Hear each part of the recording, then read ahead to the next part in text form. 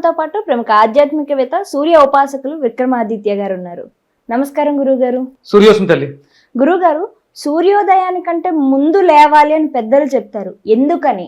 రెండో వచ్చేసి బ్రహ్మముహూర్తం అంటారు. బ్రహ్మముహూర్తానికి ఉన్న ప్రత్యేకత ఏంటి? సూర్యోదయానికంటే ముందు లేచి అసలు ఏం చేయాలి లేవగానే?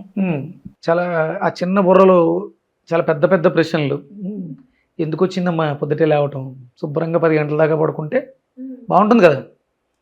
నైట్ 11 గంటలు 12 గంటల దాకా టీవీలు చూసి అవి చూసి చాట్లు చేసుకుని లేకపోతే గేమ్స్ ఆడుకుని 12 గంటలకు పడుకుని 10 గంటల వరకు శుభ్రంగా పడుకుంటే చాలా బాగుంటుంది. మొహం మంచి బాగా ఉబ్బుగా వస్తుంది, కళ్ళు బాగుంటాయి, ఫేస్ చాలా గ్లామర్గా ఉంటాం. పొద్దుటే లేవడం వల్ల లాభం ఏంటి?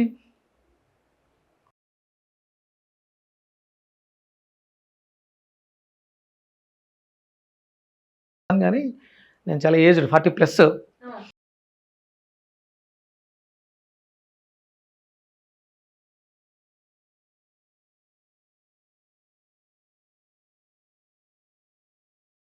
ఏడింటి దాకా ఏంటి? సూర్యోదయానికి ముందే లేవాలి, సూర్యోదయానికి ముందే స్నానం ఆచరించాలి, సూర్యోదయానికి ముందే పళ్ళు తోముకోవాలి, బ్రష్ అనేది మనం సూర్యుడు వచ్చిన తర్వాత చేయకూడదు, ఎందుకంటే అలా చేయడం వల్ల ఒక కథ కూడా చెప్తూ ఉంటారు. ఇది నిజమే అంటారా గురుగారు? సూర్య భగవానికి పళ్ళు లేవు, ఆయన వచ్చిన తర్వాత మనం పళ్ళు తోమితే ఆయన్ని వెక్కిరించినట్టు ఉంటుంది, ఆయన ఎదురుగా చేయకూడదు అంటారు. ఇది నిజమే అంటారా? ఈ చిన్న బుర్రకి చాలా పెద్ద పెద్ద పెద్ద సమస్య పెట్టేసుకున్నాం అనమాట. గుడ్. సూర్యుడు అంటే ఆయనకు పళ్ళు లేవు, సూర్యుడు ఒక గోళంలా ఉన్నారు. అవును. మరి ఇప్పుడు గోళంలా ఉంటే ఆయనకి కాళ్ళు చేతులే లేవు, పళ్ళు ఎలా ఉంటాయి? అవును.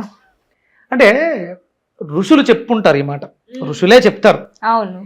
ఋషులు చెప్పారు అంటే దాంట్లో ఋషి అంటే ఒక విషయాన్ని పట్టుకుని తర్కించుకుని తపస్సు చేసేవాడు, దాని మీదే తదేకమైనటువంటి దృష్టిని పెట్టి సాధన చేయడం ద్వారా కొన్ని విషయాల్ని గ్రహించి మనకి అందివ్వడం జరిగింది. సరే, సూర్యుడికి పళ్ళు లేవు అనుకుందాం. ఆయన ఒక మనిషి, ఆయన అంటే 4 చేతులు, ఒక గుర్రం మీద రథం మీద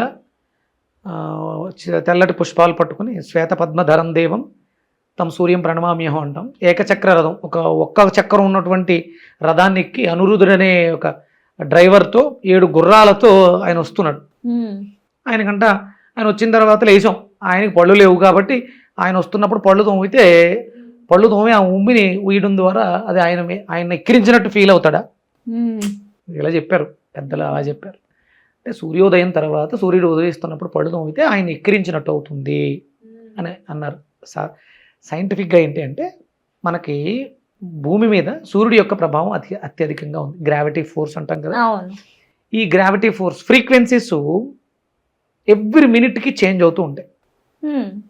ఇప్పుడు ఇక్కడ అంటే నువ్వు మీ ఏరియా నుంచి ఇక్కడికి వచ్చావు, మీ ఏరియాలో నీ లొకేషన్లో అక్కడ ఉండే ఫ్రీక్వెన్సీ వేరు, ఇక్కడ ఉండే ఫ్రీక్వెన్సీ వేరు. నేను చెప్తాను అంటే ఇప్పుడు మీ ఏరియాలో ఫ్రీక్వెన్సీ తక్కువగా ఉన్నప్పుడు నువ్వు కొంచెం అంటే ఇంత యాక్టివ్గా ఎనర్జెటిక్గా ఉండవు. ఆటోమేటిక్గా ఇక్కడ ఇది నా స్థానం, ఇక్కడ నాకు సంబంధించిన ఫ్రీక్వెన్సీస్. డెఫినెట్గా మీ స్టూడియో వేరు, మీ ఆఫీస్ వేరు, అక్కడ ఉన్న జనాలు వేరు, ఆ స్టాఫ్ వేరు, వాళ్ళన్ని ఫ్రీక్వెన్సీస్ డిస్టర్బ్ అనుకోండి. ఇక్కడ మనం ముగ్గురమే ఉన్నాం, ఇది మాకు సంబంధించిన ప్లేస్ కాబట్టి దీనికి ఫ్రీక్వెన్సీస్ వేరు. అలాగే సూర్యోదయానికి పూర్వం ఉండే ఫ్రీక్వెన్సీ వేరు, సూర్యోదయం తర్వాత ఉండేటువంటి ఫ్రీక్వెన్సీ వేరు. ఓకే. ఈ ఫ్రీక్వెన్సీస్లో మనం చేస్తున్నటువంటి పనుల వల్ల మనం కొన్ని కోల్పోతాం. ఏం కోల్పోతున్నాం? దంతపటుత్వాన్ని పోగొట్టుకున్నారు పిల్లలు అందరూ. ఇప్పుడు డెంటల్ హాస్పిటల్స్ ఎక్కువ అవ్వడానికి కూడా రీజన్ అదే అంటారు. 100% ఇదే రీజన్. ఓకే. సూర్యోదయానికి పూర్వం ఒక దంత ధావన కూర్చ, దాని పేరేం పేరు? దంత ధావన కూర్చ 12 అంగుళాలు ఉండాలి. అది 12 అంగుళాలు ఒక కూర్చ అంటే ఒక బ్రష్, పళ్ళు తోముకునే బ్రష్ 12 అంగుళాలు ఉండాలి. అందులో 6 అంగుళాలు తరగాలి, మిగతా 6 అంగుళాలతో దంతాలని, కేవలం దంతాలను, చిగుళ్ళని కాదు, ఓన్లీ దంతాల మీద ఉన్నటువంటి పాచిని తుడవాలి కూర్చతో. ఇది శాస్త్రం. 12 అంగుళాలు ఎందుకు ఉండాలి అంటే అందులో 6 అంగుళాలు నువ్వు నమిలేయాలి. దంతాలకి పటుత్వం అక్కడ పెరుగుతుంది. మీ పేస్ట్లో ఉప్పు ఉంటేనో, జీలకర్ర ఉంటేనో, చింతపండు ఉంటేనో దంత పటుత్వం పెరగదు.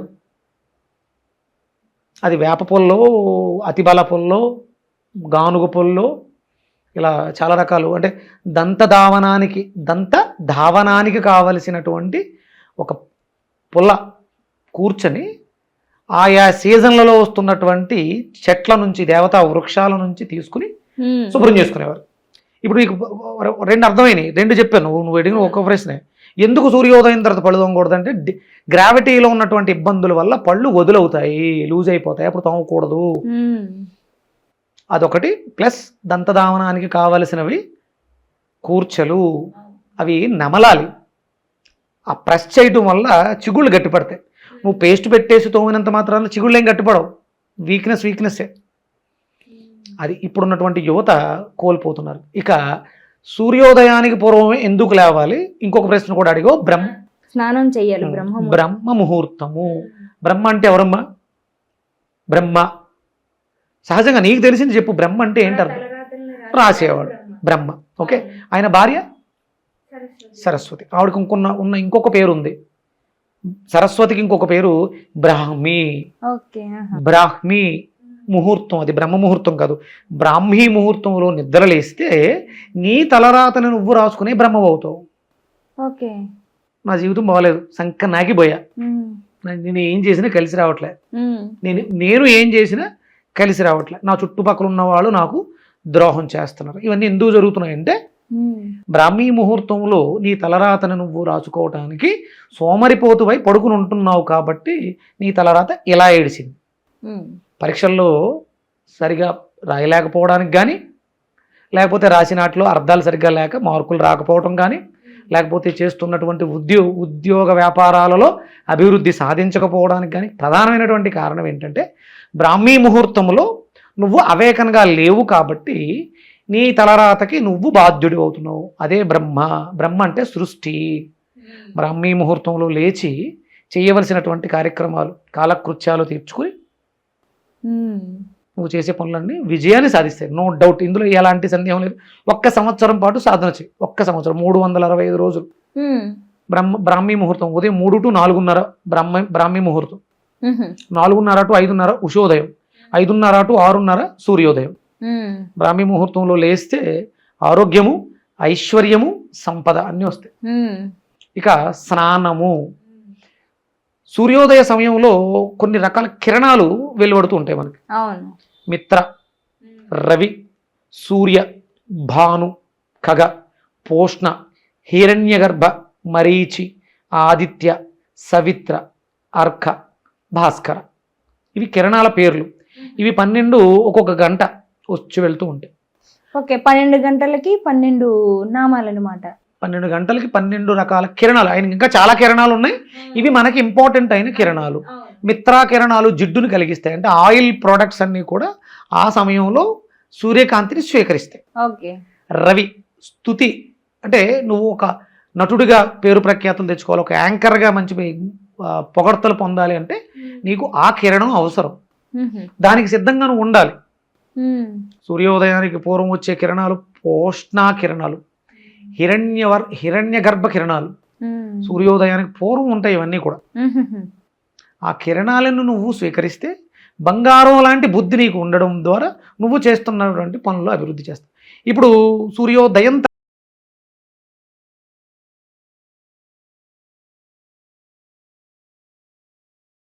దరిద్రుడివి కదా. సూర్యోదయం తర్వాత నిద్రలేచి ఆలస్యంగా స్నానాధికాలు పూర్తి చేసుకున్న వాళ్ళు అందరూ కూడా అష్టదరిద్రాలతోటి బాధపడతారు. అదే శుభ్రంగా ఉన్నావు, 6:30కో 7 గంటలకు పాలు వస్తాయమ్మా, నువ్వు పాత్ర కడిగి పెట్టుకున్నావు, పాలు పోయించుకున్నావు, దాన్ని దేనికి వాడతావు? టీ పెట్టుకోవడానికో దేనికో దానికి ఉపయోగిస్తాం. 6:30కి పాలు వస్తాయి, గిన్నె అక్కడ పెట్టాలి, యాంత్రికంగా జరుగుద్ది ఇది. నువ్వు గిన్నె అక్కడ పెడితే పాలు పడిపోతాయి అంతే. నువ్వు తోమలేదు, గిన్నెని ముందు లేచి తోమి అక్కడ పెట్టలేదు, అప్పుడు ఏమవుతాయి పాలు? ఒక పైపులోంచి కరెక్ట్గా ఈ టైంకి పాలు వస్తాయి, ట్యాప్ కింద అనుకో. మనకి అప్పుడంతా ఈ కమ్యూనిటీలో గ్యాస్ అన్ని ఇలాగే వస్తాయి కదా టైం. అలా 6:30కి ఆ ట్యాప్ కింద గిన్నె పెట్టేస్తే పాలు పడిపోతాయి. నువ్వు గిన్నె కడగలేదు, గిన్నె పెట్టలేదు, ఏమవుతాయి పాలు? నేల పాలు. అంటే నువ్వు లేచినా లేవకపోయినా 6:30కి సూర్యకిరణాలు వచ్చేస్తాయి. తర్వాత వెళ్ళావు, స్నానం చేసావు, నో యూజ్. 6:30కి ముందు స్నానం చేసి అంటే గిన్నెని శుభ్రంగా కడిగి ట్యాప్ కింద పెడితే పాలు వచ్చి గిన్నె నిండుతాయి. అవును. అవి మనకు ఉపయోగపడతాయి. 5:30కి స్నానం చేసి ఉదయిస్తున్నటువంటి సూర్యుడికి ఎదురుగుండా నుంచుంటే మనకు కావాల్సిన కిరణాలు, పోషణ కిరణాలు అన్నీ కూడా మనలో ప్రవేశిస్తాయి.